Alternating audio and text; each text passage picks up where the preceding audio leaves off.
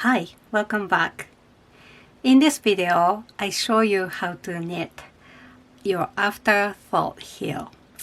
And as I showed you in my previous video, I pick up the stitches around the waist yarn and remove the waist yarn, and then after that video, I put my lifeline in.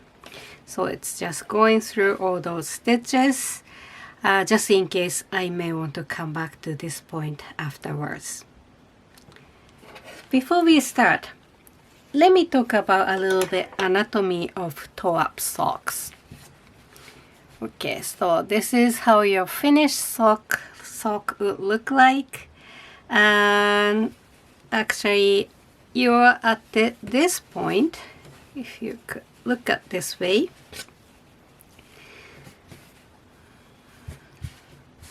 so that's your toe, and you have the opening here, and you're going to knit this kind of triangular shape to form a heel.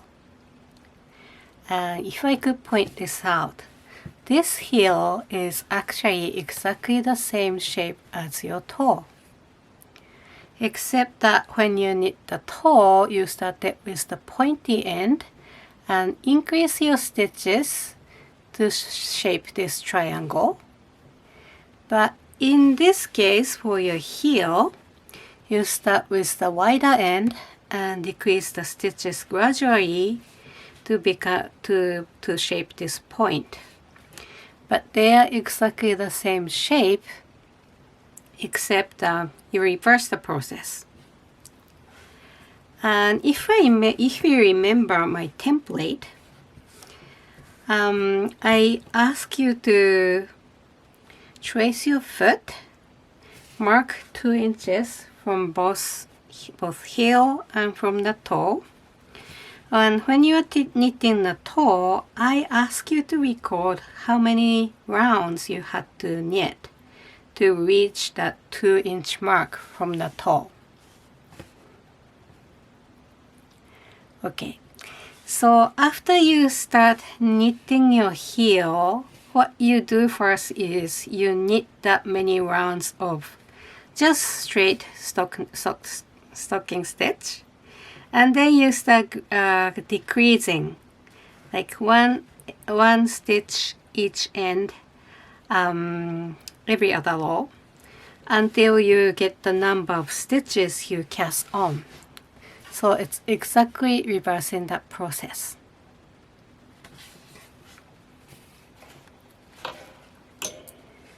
Okay, so let's get started with this heel. So I'm going to use this white yarn so that you can see the contrast. First thing I do is I make a slip knot at the end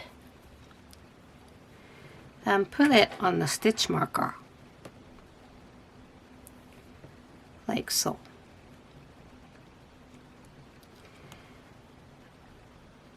Close it. So I do this because this way I can actually tag it really snug against the stitch marker. If you have done stranded color work, you know when you first change the color, first few stitches get a little untidy because it's loose and nothing is holding the yarn back. But by having this stitch marker, you can have a tidy beginning. So that's always good. Okay, and the first round is just set up row, and it's a little bit tricky. Now, first you have this double stitch, and I always think of this like it's like a book, and we're opening a book. So the front cover we always kind of turn to the right side, right? So you just slip 2 stitches together and then knit the next stitch. Just knit, regular knit, and again give it a good tug, and you have the stitch marker in the back, so you have nothing to afraid of. It won't pull off. And press these 2 stitches over this one. So basically you're knitting 3 stitches together. And this is a little bit tight, but you can do it. Here we go. Again, give it a nice tug. And then we knit across until we get to the next double stitch.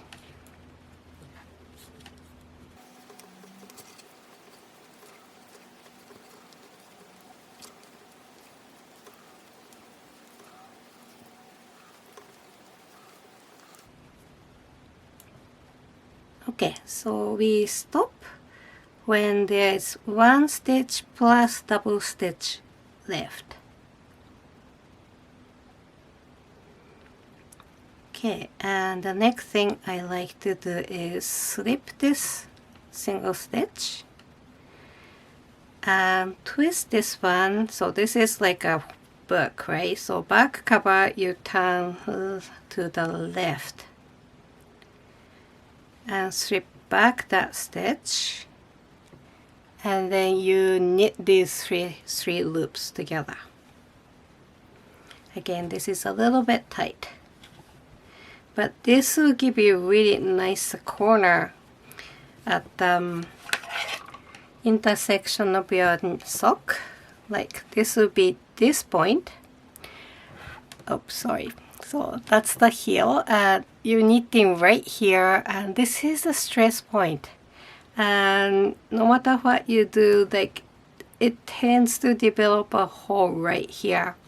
So giving it like really nice tight knit right here, that's your sock should hold up a little longer. And that's the first half, and then you rotate your work and do exactly the same for the top half. Okay, so here is how the top goes, and it's exactly the same as the first half. You open up this double stitch as if you're opening a book, so that this case left to right, and knit a stitch and pass these 2 stitches over that stitch you just knit, and go ahead and knit across.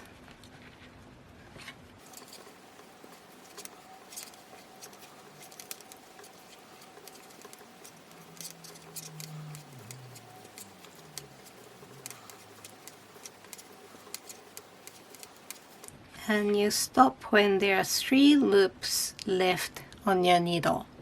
That's double stitch and 1 single stitch. And you slip the single stitch and you twist the double stitch as if you're opening the back cover of your book, and slip back the single stitch and knit them all together. There we go. Give it a little bit tug. So that's your setup round.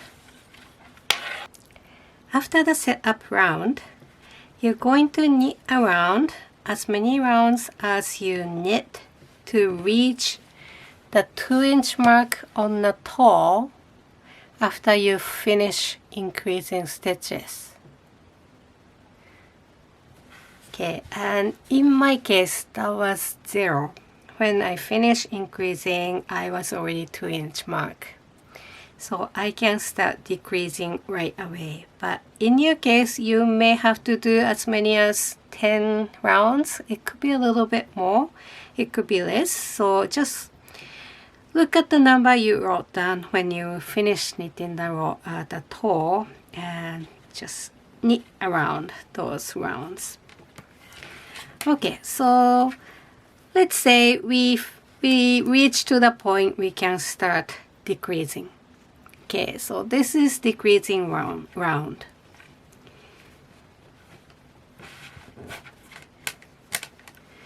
So first stitch is knit, just plain knit, and the next one is slip, slip, and knit, 2 stitches together.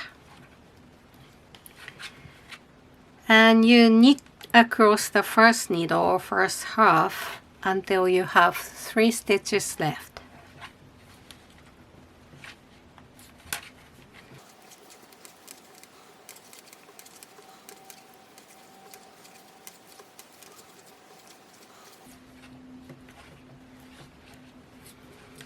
Okay, so I have 3 stitches left, and for the next stitches I do knit 2 together, give it a little tug and knit. So that's your first half, and we do exactly the same for the second half.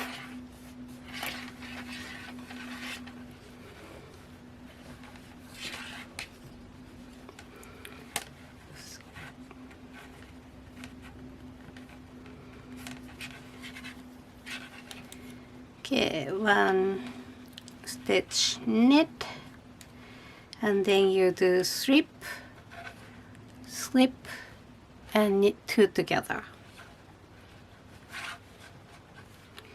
and then knit across until you have 3 stitches left at the end.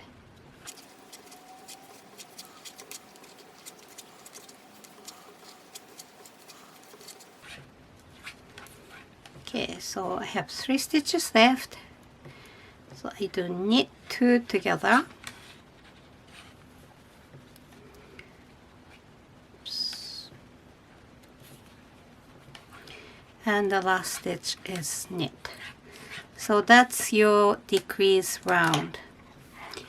And the next round is just knit around, nothing else, just knit around. And then you alternate these 2 rounds, decrease round and just knit straight around, as many times as you get to the number of stitches you cast on at your toe. So that depending on your pattern or size. So go ahead and decrease those stitches, and I see you in the next video. And I show you how to close up your heel with Kitchener stitches.